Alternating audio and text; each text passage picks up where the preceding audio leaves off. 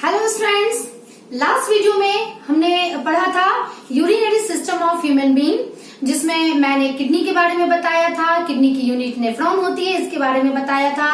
कैसे renal artery impure blood को लेकर के किडनी के अंदर जाता है, कैसे वो नेफ्रॉन से कनेक्टेड होता है, और कैसे प्योर ब्लड लेकर के रीनल वेन किडनी के बाहर आता है, और कैसे यूरिन ट्रांसफर होता है यूरिनरी ब्लैडर में, और कैसे वो बॉडी के बाहर एक्सक्रीट आउट हो जाता है।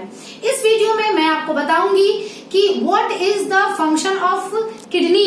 किडनी का क्या फंक्शन होता है। जनरली बच्चों के दिमाग में क्या होता है कि किडनी का फंक्शन है यूरिन का फॉर्मेशन, बट किडनी के दो फंक्शन होते हैं। ये 2 मार्क्स क्वेश्चन में या 1 मार्क्स क्वेश्चन में ये पूछे जाते हैं। What is the function of kidney.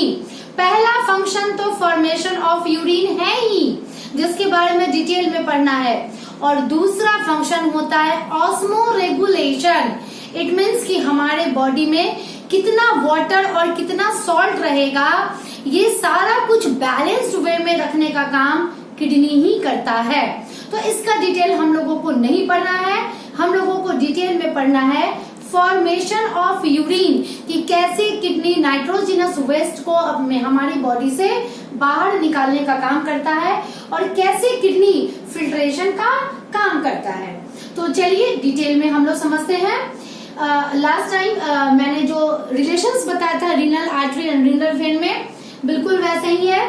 Renal artery impure blood को लेकर किडनी के अंदर आता है और मिलियंस एंड बिलियंस ब्रांचेस में टूट जाता है। उसके हर एक ब्रांच को हम लोग कहते हैं एफरेंट आर्टेरियोल्स, और ये इतना पतला होता है कि इसकी दीवार जस्ट लाइक कैपिलरीज के फॉर्म में आ जाती है, और ये रीनल आर्टेरियोल इम्प्योर ब्लड को लेकर चला आता है ग्लोमेरुलस में। ग्लोमेरुलस इसी का हाईली ब्रांच कैपिलरी फॉर्म होता है, जो कि वोमेन्स कैप्सूल के अंदर मिसेस लाइक स्ट्रक्चर बनाता है। यहाँ पर जब ब्लड आता है तो चूंकि इसकी दीवार इतनी पतली होती है कि यहाँ ब्लड काफी हाई प्रेशर में फ्लो करता है। वुमेन्स कैप्सूल का जो वॉल होता है वो भी 1 सेल थिक होता है, जिसके कारण बहुत सारे सब्सटेंसेस जो कि ब्लड में रहते हैं, कुछ फायदेमंद जैसे कि शुगर, वाटर, एमिनो एसिड, ये सारे यूजफुल सब्सटेंसेस भी होते हैं, और कुछ वेस्ट मटेरियल भी होते हैं जैसे urea, creatinine and so on.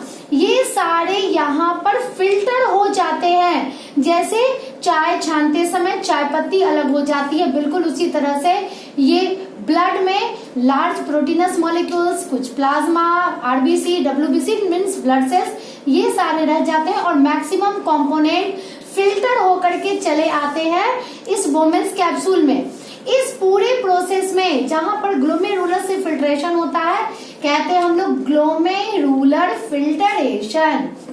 ना, ये जो फिल्ट्रेट होता है ये मूव करने लगता है ट्यूब्स ऑफ नेफ्रॉन में। ये इस तरह से इसका मूवमेंट होना शुरू हो जाता है। साथ में क्या होता है कि ये जो ग्लोमेरुल्स की जो कैपिलरीज होती है वो आपस में यूनाइट करके फिर से एक पतली सी ब्लड कैपिलरी बनाती है, जिसको कहते हैं इफरेंट।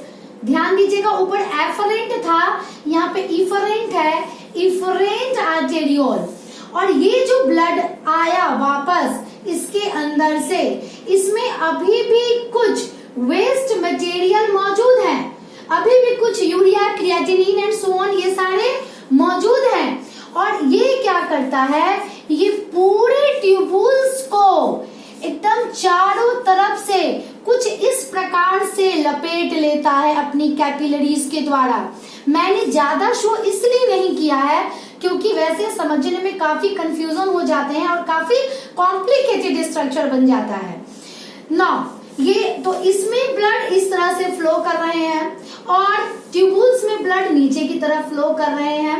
ये जो काउंटर करेंट होता है, इसमें और 2 काम होते हैं। पॉइंट नंबर 2, फिर इसमें होता है सेलेक्टिव रीएब्जॉर्प्शंस। जो फिल्टरेट थे उस फिल्टरेट में कुछ यूजफुल थिंग्स भी थे, शुगर था, वाटर था, एमिनो एसिड था। तो क्या जितनी पानी हम पीते हैं सारे निकल जाते हैं बॉडी से, या जितना शुगर हम लोग खाते हैं सारा निकल जाता है बॉडी से? नहीं, हमारा बॉडी एक काफी कंप्यूटराइज्ड और कॉम्प्लिकेटेड स्ट्रक्चर होता है। हमारा बॉडी इस चीज को बैलेंस कर लेता है कि हमें कितना शुगर चाहिए, कितना एमिनो एसिड चाहिए, कितना पानी चाहिए, और जितना इसे चाहिए होता है तो ये ट्यूबुल्स के वॉल के जो सेल्स हैं उसे रीअब्सॉर्ब कर लेते हैं। अगर शुगर इसमें एक्स्ट्रा चला गया है वो रीअब्सॉर्ब हो करके फिर से ये ब्लड कैपिलरी में चला आता है। जो भी अमीनो एसिड है या जो भी यूजफुल सब्सटेंसेस हैं वो इस ट्यूबुल्स में से निकल के यहाँ पे ब्लड में चले आते हैं। इसी को हम लोग कहते हैं सेलेक्टिव रीएब्जॉर्प्शन। फिर ये ब्लड फ्लो कर रहा है और ये filtrate, rest of the filtrate यहाँ पे फ्लो किए जा रहे हैं। पॉइंट नंबर 3, तीसरा प्रोसेस होता है ट्यूबुलर सिक्रीशन। जो हार्मफुल सब्सटेंसेस, मान लिया कि यूरिया यहाँ बचा हुआ रह गया, क्रिएटिनिन यहाँ बचा हुआ रह गया, तो उसे वापस फिर डिफ्यूज हो जाता है कहाँ? इस नेफ्रॉन के ट्यूबुल्स में। तो ये दो प्रोसेस काफी इंपॉर्टेंट होते हैं कि जो यूजफुल सब्सटेंसेस हैं वो फिर से ब्लड में आ गए, और जो हार्मफुल सब्सटेंसेस ब्लड में बचा रह गया था, जो ग्लोमेरुलर फिल्ट्रेशन के द्वारा फिल्टर नहीं हो पाया था, वो फिर से चले आते हैं ट्यूबुल्स में। और ग्रेजुअली ये प्रोसेस पूरे ट्यूबुल्स में चलता है, क्योंकि ये जो ब्लड कैपिलरी है ये पूरे को लपेटे हुए रहती है, ठीक है। और इस तरह से धीरे धीरे क्या होता है, हमारे यूरिन का फॉर्मेशन होता है। और इस जगह पे इसके डिस्टल पार्ट में आकर के क्या होता है, जो एक्स्ट्रा वाटर होता है, यानी बॉडी को जितना वाटर चाहिए होता है वो फिर से उसे ब्लड में रीअब्सॉर्ब कर लिया जाता है, और फाइनली यहाँ पर यूरिन का फॉर्मेशन हो जाता है। देखिए यहाँ पर मैंने फिल्ट्रेट की बात की थी, यहाँ पर मैंने यूरिन नहीं बोला था। Gradually glomerular filtration, selective reabsorption, tubular secretion के बाद लास्ट में धीरे धीरे जब वाटर भी यहाँ पर आकर रीअब्जॉर्ब हो जाता है ब्लड के द्वारा, तो इस जगह पर बन जाता है यूरिन। ये यूरिन कलेक्टिंग डक्ट में आ जाता है, दूसरे नेफ्रॉन का भी यूरिन कलेक्टिंग डक्ट में आ जाता है, और बहुत सारे कलेक्टिंग डक्ट आपस में मिलकर यूरेटर बना देते हैं, और यूरेटर किडनी के बाहर निकल जाता है। चलिए अब एक फ्लो के द्वारा हम लोग इसे समझने की फिर से कोशिश करते हैं, जिसमें मैंने अलग अलग कलर के बॉल्स को शो किया है अलग अलग सब्सटेंसों को। देखिए इसमें मैंने जो ब्लैक कलर का बॉल शो किया है ये नाइट्रोजनस वेस्ट को मैंने दिखाया है। ये जो ब्लू कलर का बॉल है इससे मैंने वाटर को शो किया है, और yellow, red and green colour का जो बॉल है उससे मैंने कुछ यूजफुल सब्सटेंसेस जैसे sugar, amino acid, some medicine and so on, इस तरह के केमिकल्स को शो किया है। किस तरह से इनका फ्लो होता है, देखिए ये ब्लैक कलर का बॉल, ये जितना भी गया ये सारा का सारा क्या आया, ये सारा का सारा ग्लोमेरुलर फिल्ट्रेशन के द्वारा इसके अंदर चला गया। ये हमारा पहला पॉइंट था कि किस प्रकार से ये ग्लोमेरुलर फिल्ट्रेशन के द्वारा चला गया।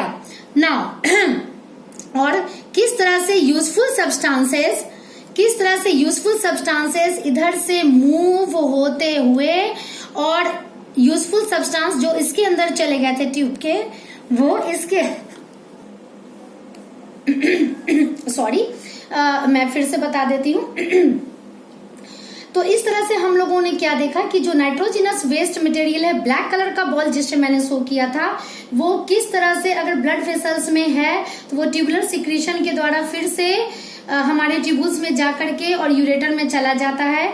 जो यूजफुल मटेरियल्स है वो सेलेक्टिव रीअब्जॉर्प्शन के द्वारा किस तरह से फिर से ब्लड में चला आता है, और ये वाटर का मॉलिक्यूल किस तरह से फिर से ट्यूबुल्स के डिस्टल पार्ट से चला आता है।